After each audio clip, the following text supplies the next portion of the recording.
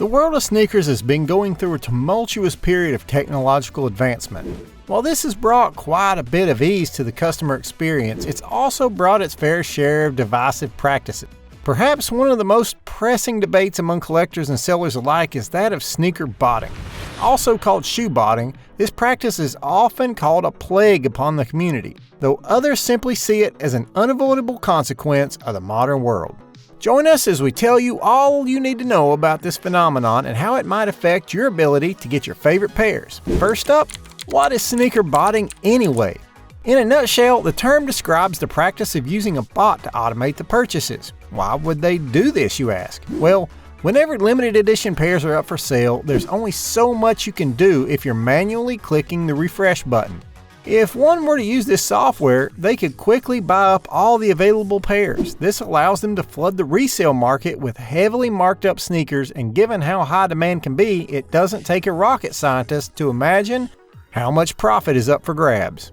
They cost anywhere from $100 for a lifetime subscription to $1,000 for a 6-month package, so it's fairly easy to make them worthwhile. Not only can these bots buy shoes for you, but they can also find the pairs you're looking for way faster than you'd manage on your own.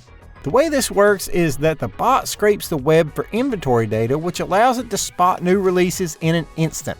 The bot then implements a pre-programmed mouse movement and click, helping it to evade any bot detection software in play.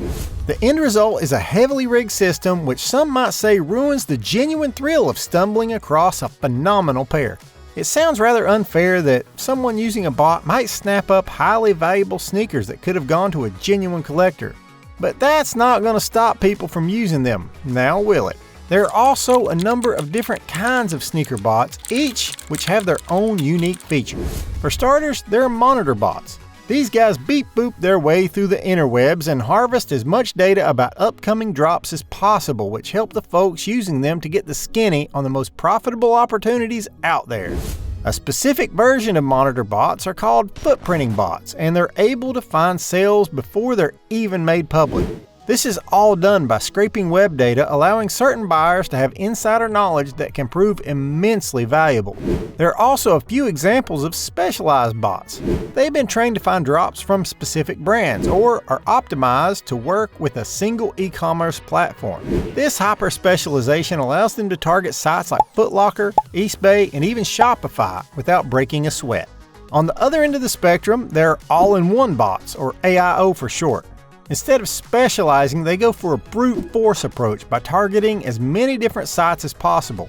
It takes AIO bots all of about 0.2 seconds to find inventory, add it to the cart, and buy it. No matter what type of bot is being used, one thing remains consistent: they're super user-friendly. Like anyone could use them to buy up the next big Nike drop, even if they're not the most tech-savvy person around. So, what are these stores doing to prevent people from using these bots? The first step is to analyze all web traffic coming to a certain page. Sneaker bots are able to bypass certain security protocols by mimicking human cursor movements, but this requires hours of work from the operator to record human interactions and then program them. This basic level of protection can serve as the first line of defense, although it's still just the tip of the iceberg. Machine learning algorithms can also be a big help here. Apart from cursor movements, bot mitigation tools can analyze accelerometer data and swiping movement as well. This data can be fed into the algorithms to help them better differentiate between human and bot traffic. And then there's the all-important step of post-sale audits. No matter how much effort these people put into circumventing bot detectors, it'll be pretty hard for them to use a new credit card for each transaction. As a result, they can be spotted through the use of the same card, not to mention the same address for each delivery. That is what you'd think, yet there are many banks that offer virtual credit cards that allow businesses and individuals to easily create hundreds of debit MasterCards in just a few minutes. But there's a massive problem of scale here. You see, one recent incident involved an entire drop being purchased by bots, and just a measly 0.02% of traffic came from humans. How can you deal with something of that magnitude? As if that wasn't enough, the people behind these bots tend to update their methods pretty frequently. Like the address trick we just mentioned, bot buyers simply adapted by using different apartment numbers for each purchase. Tricks like this are a dime a dozen, and they make it quite hard to catch them red-handed, and we haven't even mentioned the cost factor here.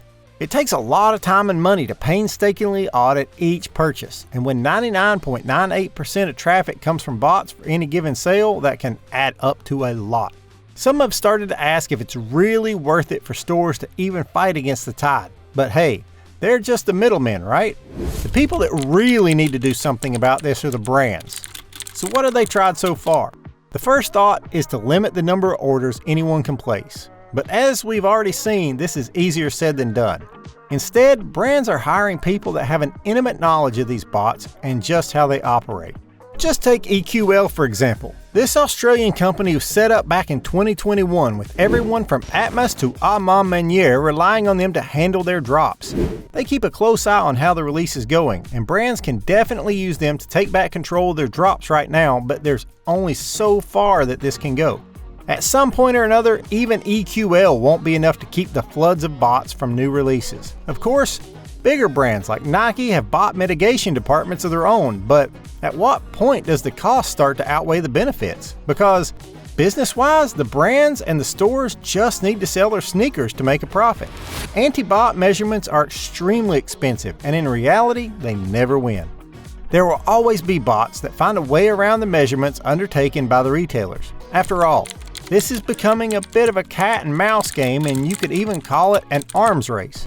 The bot users take over a drop, brands and stores respond with new software and security methods only for bot users to up the ante once again.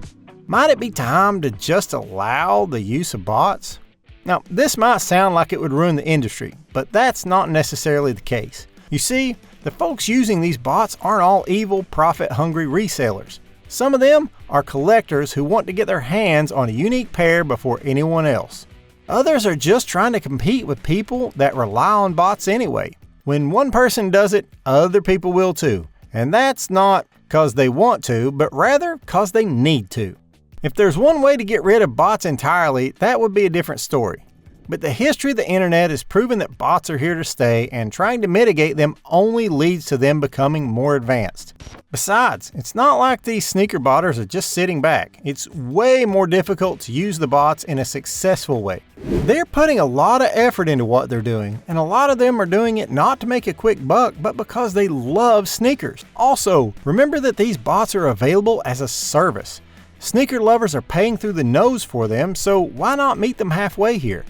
It's fair to say that sneaker bots should be normalized. Battling out with their users is going to be a huge waste of money and energy. Allowing anyone to use them can simply level the playing field. When you can't beat them, join them, right? If they get some degree of acceptance, the people that truly care about sneakers will have a fighting chance. At the end of the day, all attempts to keep bots at bay have failed, and if brands stop attempting to fight against an unstoppable force, maybe bot users won't have to use underhanded methods just to do the same thing anyway. And the more I am elaborating on this matter, the more ideas I get. Just imagine that the bigger brands and retailers provide a free download link with their own bot that will 100% outdo every other bot. Damn, that would be the problem solver that makes everything fair again. It will come up to effort and dedication, just like in the old days where we would organize campouts with lists, checkpoints, and a little bit of lobbying. Let's elaborate further on this in the comments. What are your thoughts on sneaker botting? Should sneaker botting be stimulated by the brands? Would that be fair, or would it make things less fair? Let us know in the comments below. That's all for now.